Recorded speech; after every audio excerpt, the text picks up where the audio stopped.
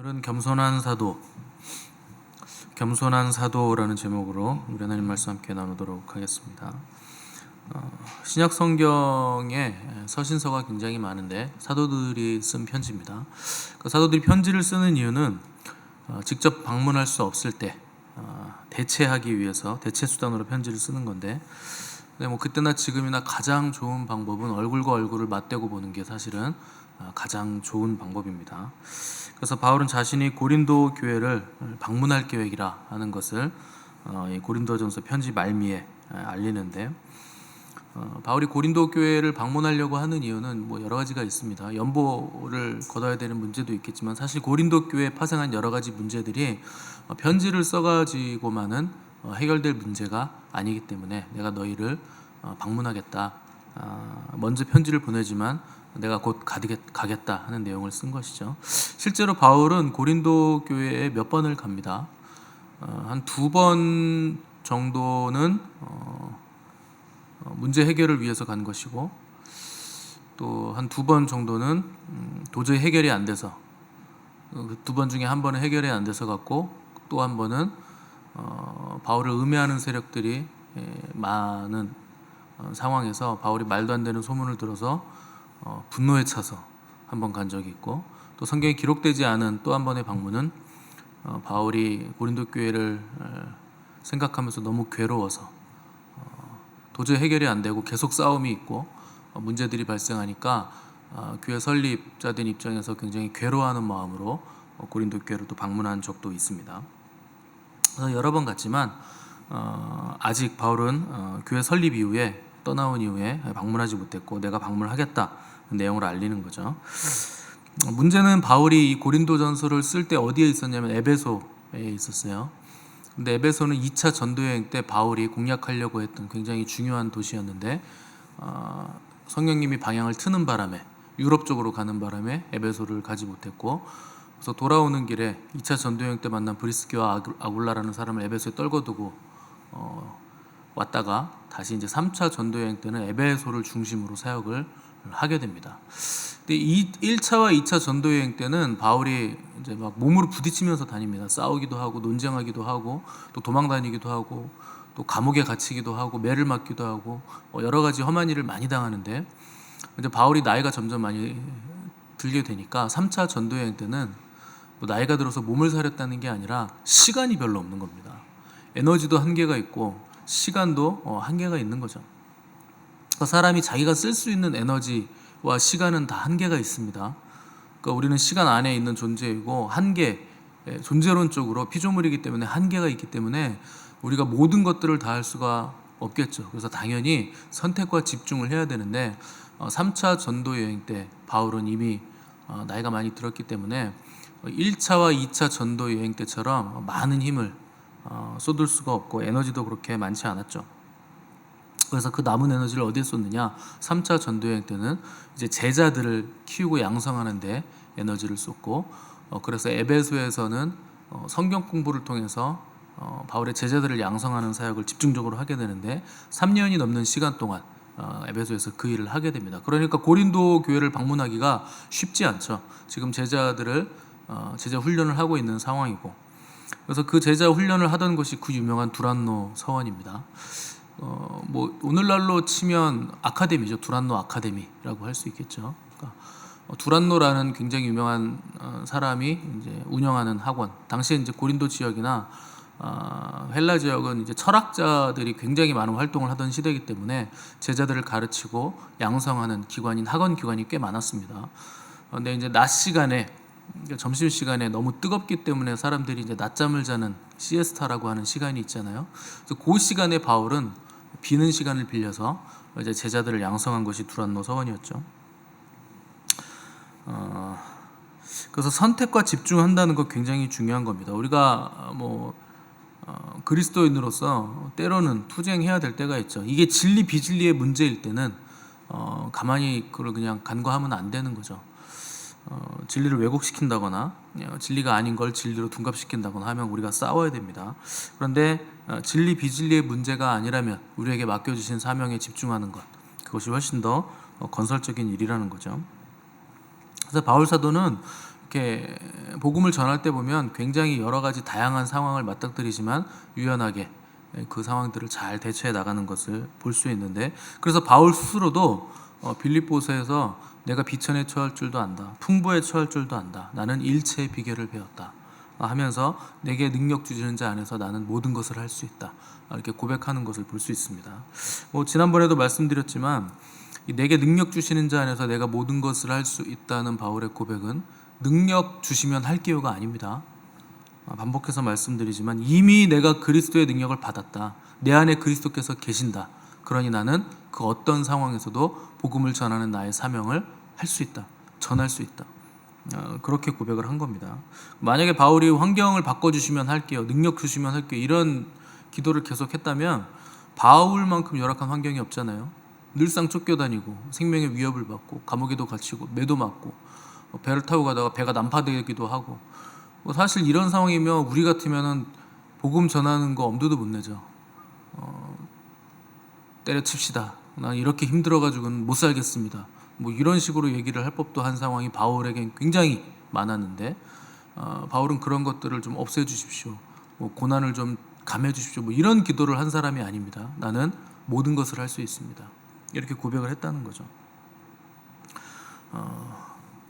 만약에 바울이 그런 거 기도했다면 바울은요 기도만 하고 끝났을 겁니다. 그죠?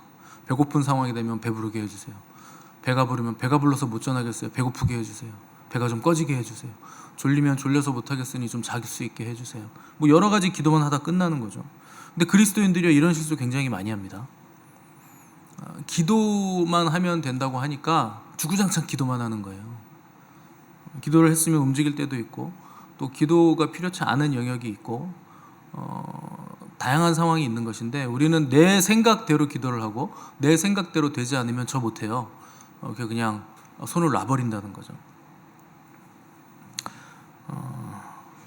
바울은 하나님이 저를 보내시면, 그리고 환경의 문이 열리면, 하나의 문이 열리면 하나의 문이 닫히는 것이고, 하나의 문이 닫히면 다른 문이 열린다고 생각하면서 열린 문으로 들어가서 거기서 바울이 할 수 있는 일을, 복음을 전하는 일을 했다는 거죠.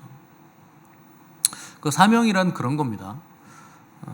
지금 나를 맡고 있는 이 장애물 치워주시면 제가 할게요, 배부르게 해주시면 갈게요, 이것만 채워주시면 제가 헌신할게요, 이건 사명자의 자세가 아닌 거죠. 막혀 있어도 배가 고프든 부르든 있든 없든 내 원함이 채워지든 안 채워지든 그냥 그 일을 하는 게 사명자의 자세입니다.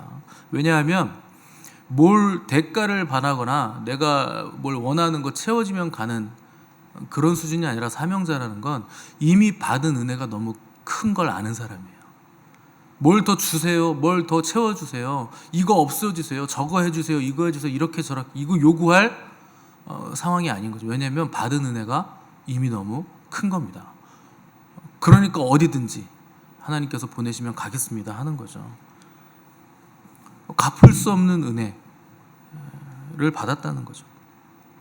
근데 오늘 본문을 보시면 바울이 굉장히 조심스러운 말로 이제 고린도 교회 방문 계획을 알리는 것을 보게 됩니다. 원래 거침없이 막 치고 나가는 성향의 바울인데, 6절과 7절을 보시면, 혹 너희와 함께 머물며 겨울을 지낼 듯도 하니 이는 너희가 나를 내가 갈 곳으로 보내어 주게 하려 함이라. 이제는 지나는 길에 너희 보기를 원하지 아니하노니 이는 만일 주께서 허락하시면 얼마 동안 너희와 함께 머물기를 바람이라.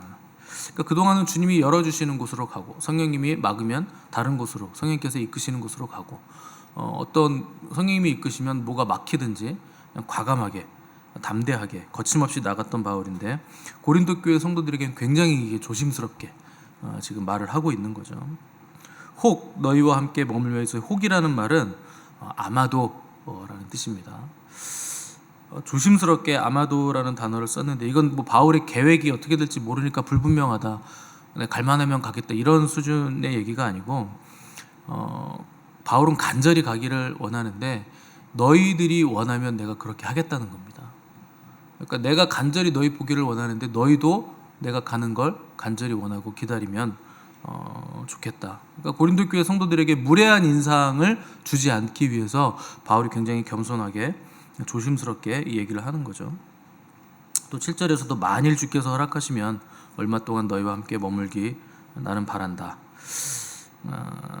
바람이라 하는 그 바란다라는 엘피조라는 헬라어인데 이게요 기대하고 소망한다는 뜻입니다.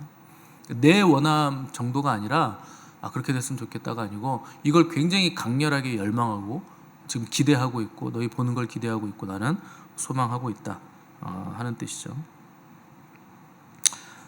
근데 바울이 사실 고린도 교회 성도들에게 이렇게 조심스럽게 말할 필요 없습니다. 교회 설립자예요, 바울이. 바울은 이방인들에게는 뭐 거의 예수님 다음으로 존경받고 대단한 존재로 알려진 사람이기 때문에 사실 바울 입장에서는 지나가다가 아무 때나 그냥 자기가 개척한 교회들 들려서 돌아볼 수 있고 목회자들 장로들 격려할 수 있고 아무 데나 머물면서 거기서 위로받고 또 지원받고 힘을 얻을 수 있는 그 정도의 사람이었다는 겁니다. 굉장한 존경의 대상이었죠. 또 이방인들 입장에서는 바울이 아니었으면 복음을 듣지 못하죠. 이방인의 사도이기 때문에 생명 다해서 모든 온갖 위험과 환난을 통과하고서 복음을 전해준 사람이 바울이기 때문에 바울이 온다는 거 굉장한 영광이라고 생각을 하는 게 맞는 거죠. 그런데도 불구하고 바울은 조심스럽게 낮은 자세로 겸손하게 어떻게 보면 고린도 교회 성도들이 갑이고 바울이 을인 것 같은 느낌으로 부탁을 하고 있는 모양새를 보여주고 있는 겁니다. 왜 이런 입장을 가지고 있는가? 바울이 뭐 책 잡혔나? 아니면 뭐 돈을 좀 얻으려고 하는 것인가? 뭘 원하는 게 있는가? 그런 게 아니고 바울은 참된 능력을 가진 사람이라서 그런 거예요. 참된 능력은 낮아지는 능력입니다. 우리가 낮아지지 못하는 이유는 우리에게 참된 능력이 없어서 그런 거예요. 정말 힘이 있는 사람은요 힘을 함부로 쓰지 않죠. 힘이 정말 힘다운 힘이 되려면 올바로 힘을 쓰게 되려면 그 힘에 뭐가 더해져야 되는가? 겸손이 더해져야 됩니다. 모든 힘은 하나님이 주시는 거기 때문에 권력을 잡았다고 해서 함부로 상대를 막 숙청하고 막 죽이고 막 찍어 누르고 이런 사람들은요 그게 오래가지 못하죠. 왜냐하면 그 힘에 겸손이 더해지지 않기 때문에 그 힘이 효력을 잃어버리는 거죠. 그래서 우리도 항상 이게 우리의 유혹이죠. 내가 가진 힘을 쓰고 싶은 거. 힘이 있으니까 우리는 쓰고 싶은 거예요. 싸움을 잘하는 사람은 싸움을 하고 싶은 거죠. 어렸을 때 보면 치기 어린 행동을 하는 거죠. 뭔가 능력을 가지고 있으면 그 능력을 발휘하고 싶죠. 드러내고 싶죠. 그리고 항상 어떤 관계에서도 내가 밟고 일어서서 군림하고 싶고 또 내가 가진 능력으로 상대를 조정하고 싶은 거, 이게 우리의 유혹입니다. 근데 군림하고 조정하면 당장 내 속은 시원하겠지만 결국 마귀의 종노릇하게 되는 거죠. 바울의 제자 중에 한 사람이 바울에 대해서 이런 글을 썼습니다. 이거 우리 초대교회 성경 공부할 때 배우셨을 텐데, 바울은 처음부터 새 것처럼 보였고 늙었음에도 불구하고 성도들의 마음속에 새겨진 사람이다. 이런 글을 썼어요. 이게 뭐 스승이니까 그냥 뭐 듣기 좋은 말 하라고 이렇게 쓴 게 아닙니다. 처음부터 새 것처럼 보였다. 그러니까 바울이 뭐 에베소에서 거두어들인 가르친 제자든 어느 제자든지 간에 바울이 나이 들었을 때 바울의 제자가 된 사람인데 처음 봤을 때부터 그는 나이가 많은 사람이었음에도 불구하고 새 것처럼 보이더라. 새 것처럼 보였다는 게 무슨 제품을 말하는 게 아닙니다. 나이가 많은데 신선했다는 거예요. 고지식하거나 고리타분하거나 꽉 막혔다거나 이런 게 없고, 또 나이가 들었으니까 자기가 어른인 체하거나 뭘 누리려고 하거나 이런 게 없고 어린아이 같은 신선함을 가지고 있었다는 거죠. 그리고 성도들의 마음속에 새겨져 있는 사람이었다는 거죠. 어떻게 나이가 들었는데도 신선한 사람이 될 수 있는가? 그 사람은 그릇입니다. 사람의 영은 내가 무엇을 담느냐로 결정이 되게 되어 있는데, 바울은요 그리스도의 영을 담은 사람이에요. 그러니까 신선한 겁니다. 날마다 새로운 건 헤아려는 없어요. 근데 어떻게 사람이 날마다 신선한가? 예수 그리스도, 그분은 날마다 그렇게 새로우신 분이기 때문에, 아침마다 새롭고 늘 새로우신 분이기 때문에 내 안에 그리스도의 영이 있으면 우리도 신선한 사람이 될 수 있다는 거죠. 뭐가 그렇게 신선한가? 낮아질 수 있는 능력이 있다는 겁니다. 그러니까 그리스도의 위대함은요, 그분이 이루 말할 수 없는 낮은 곳까지 내려오셨다는 거예요. 그게 예수 그리스도의 위대함이죠. 그래서 성경은 그는 근본 하나님의 본체이시나 하나님과 동등됨을 취할 것으로 여기지 않으셨다. 오히려 자기를 비워서 종의 형체를 가지셨다 하는 것이 성경의 증언이죠. 되게 훌륭한 아버지의 아들들이요, 아버지가 너무 훌륭하면 아들들이 못 나요. 확률적으로 그럴 확률이 굉장히 높습니다. 목회자들도 아버지가 훌륭한 목회자인 경우에는요, 아들이 못 낳는 경우가 되게 많습니다. 아예 힘이 없을 때야 아버지의 눈치를 보느라 교회를 다니지만 성인이 돼서는 교회 안 다니는 친구들도 굉장히 많습니다. 목회자 자녀들 중에, 특히 훌륭한 목회자 자녀들 중에. 그 왜 그런가? 아들들이요, 아버지가 너무 크고 훌륭하고 위대한데 그 아버지와 내가 동등하다고 생각하는 거예요. 그게 못난 아들로 가는 지름길입니다. 아버지가 가지고 있는 사람들로부터 받는 존경을 자기도 똑같이 받을 수 있다고 생각하는 거죠. 내 아버지가 그런 분이니까. 그게 굉장히 큰 문제가 되는 겁니다.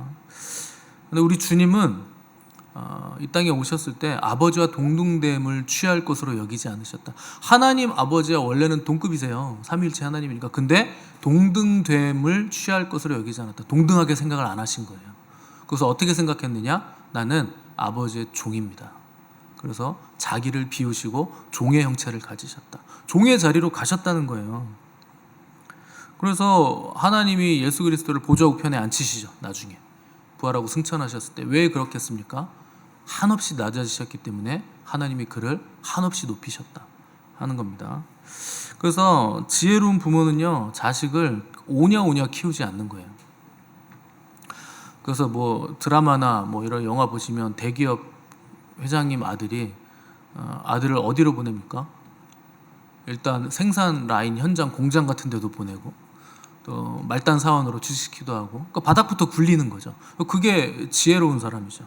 만약에 내 아들이니까 그냥 임원급부터 시작해 해가지고 막 상무 달아주고 뭐 이사시키고 이래버리면요, 그 아들이 회사 말아먹어요. 그 자리를 감당할 수 있는 능력이 구비되기도 전에 아버지가 받을 존경 자기도 다 받고, 아버지가 누리는 누림을 자기도 다 누리기 때문에 그 아들이 망가지는 거죠. 그럼 주변 사람들에게 오히려 민폐죠. 부모가요, 자식을 오냐오냐 하고 막 올려 해가지고 올려준다고 올릴 수 있는 거 아닙니다. 그렇게 올라갈 수 있는 거 아니에요. 내가 받은 복도 자식이 동일하게 복을 받을 수 있는 것도 아니에요. 그래서 이 복을 그래서 돈 많이 물려줘 재산을 관리할 수 있는 역량이 자기에게 생기질 않는 거예요. 그냥 공짜로 받았기 때문에. 그래서 능력이 없는 거죠. 관리할 수 있는 힘이 없는 거죠. 그래서 내가 자식에게 뭘 주는 거, 그게 복인지 저주인지 시간이 지나면 자연히 알게 됩니다. 근데 내가 받은 복을 자녀에게 똑같이 줄 거야? 그런 건 없습니다. 자녀의 복, 그의 복은 그가 하나님한테 받는 거예요. 나의 복은 내가 하나님 앞에서 받는 것이고, 그게 되물림 되지는 않는 겁니다. 악한 자들에게는 그런 일이 가능하죠. 사실 그게 복이 아닌데 복이라고 생각해서 재산을 물려줬더니 그 자식도 꽤나 그 재산 가지고 잘하고 그러면서 대대로 잘 살더라. 악한 사람들은 그럴 수 있어요. 근데 하나님은 하나님의 자녀들에게는요, 인생을 간섭하세요. 그냥 놔두질 않습니다. 은혜라는 게 그런 겁니다. 우리는 은혜를 받으면 뭐가 항상 좋고 날아다니고 행복하고 막히는 게 하나도 없고 이런 거라고 생각하시는데 아니에요. 하나님이 우리 인생을 가만히 놔두지 않는 게 은혜예요. 때로는 징계하시고 책망하시고, 망하면 안 되니까, 하나님의 백성으로서 천국 백성이 돼야 되니까 그냥 두시지 않는다는 거죠. 내가 너 죽는 꼴은 못 본다 하는 것이 은혜이고, 그 은혜의 정점이 십자가인 겁니다. 그게 우리가 받은 은혜라는 거죠. 그래서 주님은 가장 높은 하늘 영광 버리시고 이 땅을 내려오셨을 뿐만 아니라 종의 형체를 가지셔서 하나님 아버지의 종이 되셔서 복종하셨는데 어느 정도까지 복종하셨느냐? 죽기까지, 십자가에서 죽으시기까지 복종하셨고 그 죽으심으로 음부까지 내려가셨다 하는 거죠. 그러니까 낮아짐의 은혜를 주님 우리에게 보여주신 것이고 이 낮아짐의 은혜를 받은 사람이 하나님께서 높이시는 자리까지 올라갈 수 있게 된다는 겁니다. 그 여러분들 생각에는 올라가는 게 쉬울 것 같습니까? 내려가는 게 쉬울 것 같습니까?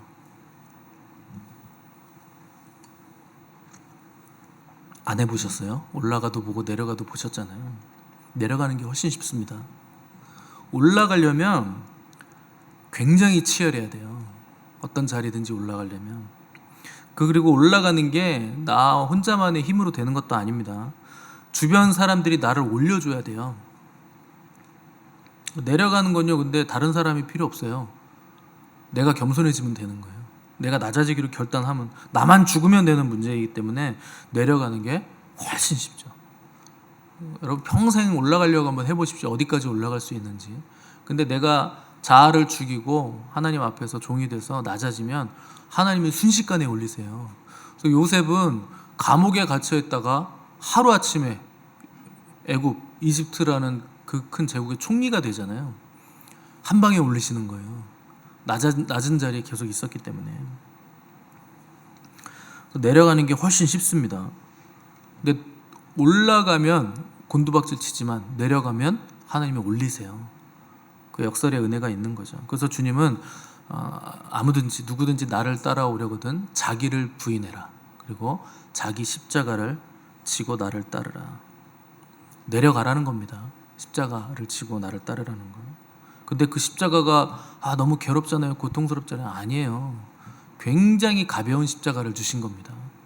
무겁지 않은 거예요. 그런데 세상은, 우리의 혼은 계속 우리에게 속삭이죠. 손해보지 마라. 상대방을 찍어 누르고 올라가라. 자아를 죽이지 말고 살아나라. 네 인생 네가 책임져라. 너의 인생은 네 거 아니냐. 아닙니다. 우리 인생은 하나님 거예요. 우리 인생이 왜 우리 겁니까? 다 아버지의 건데. 그게 세상이 우리를 속이는 거예요. 피조물이 자기 게 어디 있습니까? 다 창조주 거지. 근데 그걸 속이는 거죠. 그래서 우리 안에 주님의 사랑이 들어오면 낮아질 수 있어요. 주님의 영을 받았기 때문에. 얼마든지 손해볼 수 있고 자기를 부인하는 사람이 될 수 있는 이유는 주님의 사랑이 우리 안에서 역사하고 있기 때문에. 그래서 낮아지고 손해볼 수 있는 사람이 되려면 먼저 주님의 사랑과 은혜가 우리 안에 있어야 됩니다.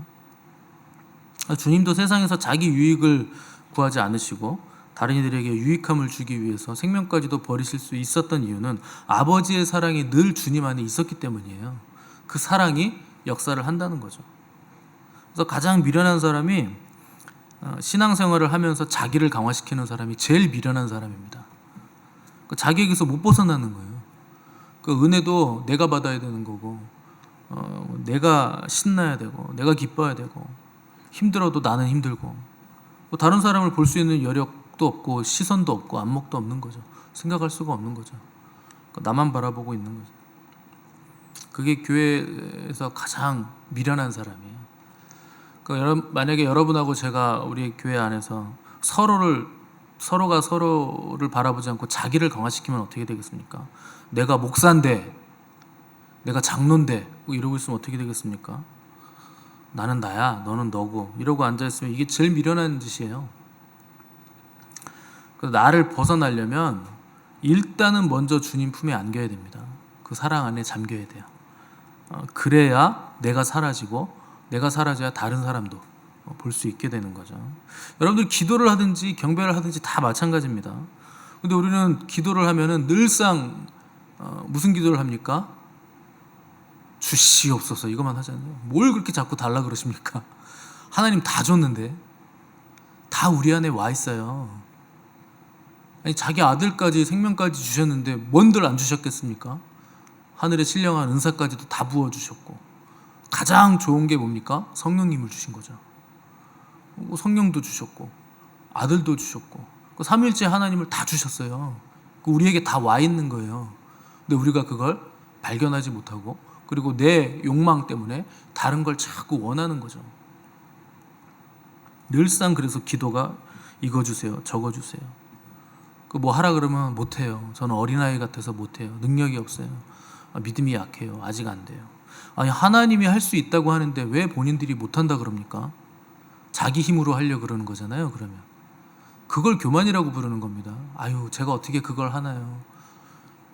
그건 교만을 떠는 거죠. 할 수 있다는 것도 교만이고 하지 못하겠다는 것도 교만이라 그랬잖아요. 하나님이 할 수 있다 그러면 할 수 있는 거예요. 하나님 능력 주시겠다는 겁니다. 하나님이 주신 힘으로 하는 거죠. 그래서 항상 나 중심으로 기도해서 이렇게 저렇게 해주세요, 이렇게 하면 결국 누가 강화됩니까? 기도를 했는데 내가 강화되는 거예요. 그 어리석은 기도를 하고 있는 거죠.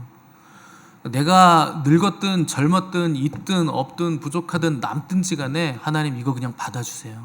주님께 드립니다. 주님 영광 위에 사용해 주세요. 이렇게 기도해야지. 오늘 제가 무슨 일을 어떻게 할까요, 주님?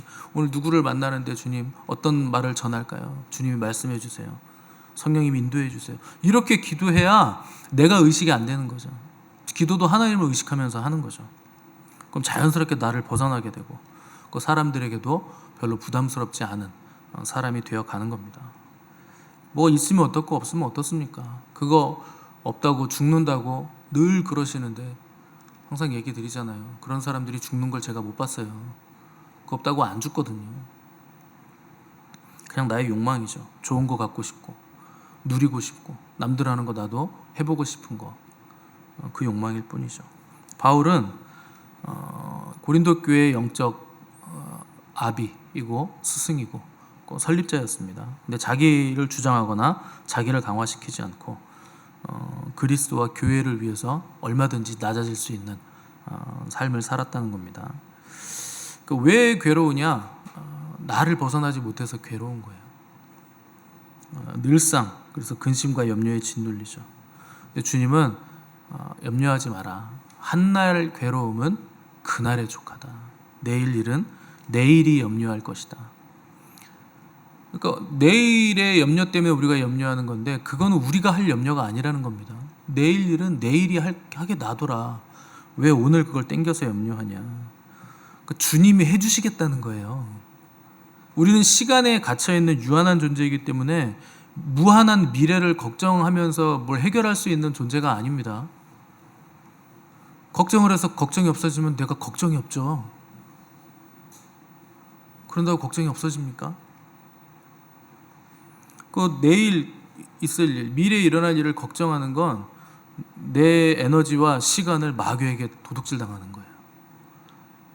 그렇게 할 일이 아닙니다. 주님이 내일 일은 다 알아서 예비해 주실 거예요. 낙심할 필요 없습니다. 근데 우리는 욕심이 있어서 힘든 거예요. 여러분 염려하지 마시고 기뻐하시기 바랍니다. 하나님은 다 합력하여서 선을 이루세요. 이게 없어서 미래에 망할 것 같아요. 안 망해요. 하나님 붙든 자들은 망하지 않습니다. 망하는 것 같아 보이지만 하나님이 가장 선한 일을 우리에게 행하세요. 그래서 오늘 하루도 근심과 걱정에 짓눌리는 삶을 살지 마십시오. 그건 나를 바라보고 있다는 얘기예요. 주님을 바라보셔야 돼요. 그래서 주님 안에서 누구를 만나든 선한 일을 하시면서 나에게서 벗어나시고 또 주님의 이름으로 선을 베풀고 행한 만큼 주님이 갚아주시는 풍성한 은혜들을 체험해 가시기 바랍니다.